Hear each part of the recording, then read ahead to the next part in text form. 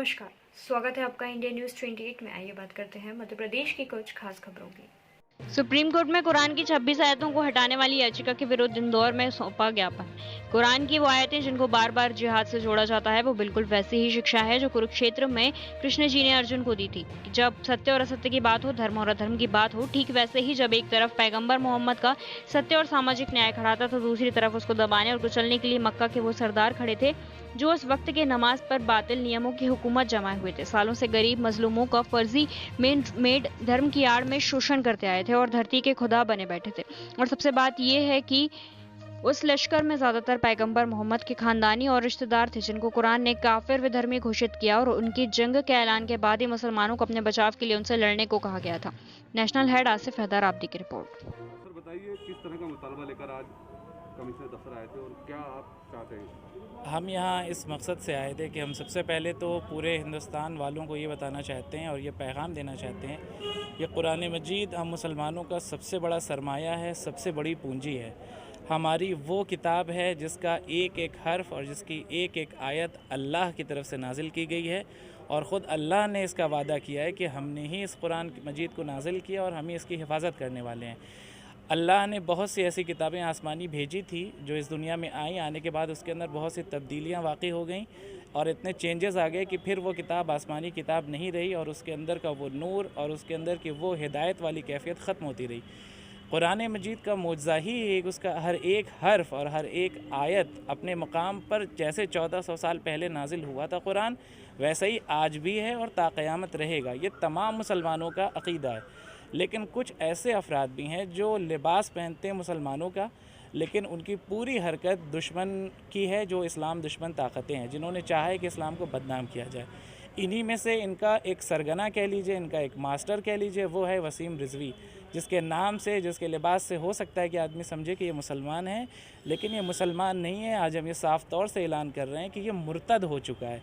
और मुर्तद इस्लाम में किस शख्स को कहते हैं ये हम आपके सामने वाज़े कर दें। उसे कहते हैं जो दीन की ज़रूरियात का इनकार कर दे। कुरान मजीद वो इलाही किताब है, वो आसमानी किताब है कि जिसका अगर कोई मुनकिर हो जाए तो वो लानती भी है और वो इस्लाम के दायरे से ख़ारिज हो जाता है, वो वाजिबुल क़त्ल हो जाता है। आज से चंद साल पहले सलमान रुश्दी नाम के शैतान ने कुरान की ही आयत को शैतानी आयतें कहा था।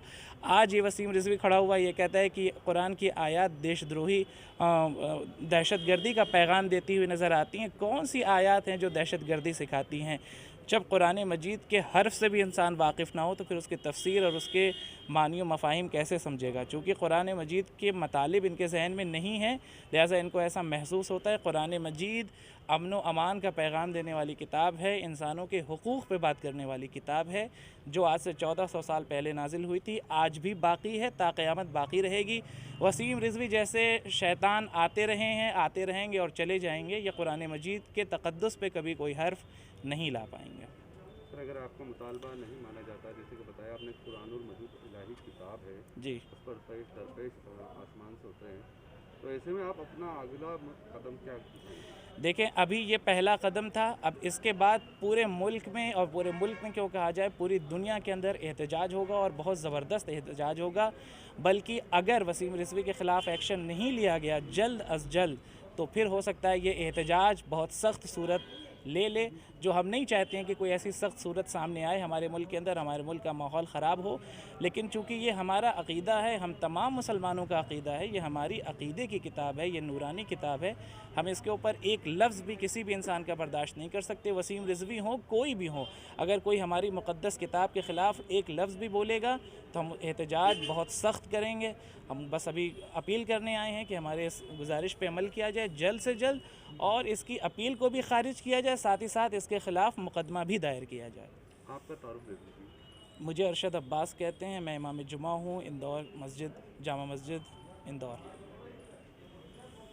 कुरान के सम्मान पर जान भी कुर्बान है। कुरान के सम्मान पर जान भी कुर्बान है। कुरान के सम्मान पर जान भी कुर्बान है। वसीम रिजवी मुर्दाबाद, वसीम रिजवी मुर्दाबाद, वसीम रिजवी मुर्दाबाद, मुर्दाबाद मुर्दाबाद, वसीम रिजवी मुर्दाबाद, मुर्दाबाद मुर्दाबाद। वसीम रिजवी मुर्दाबाद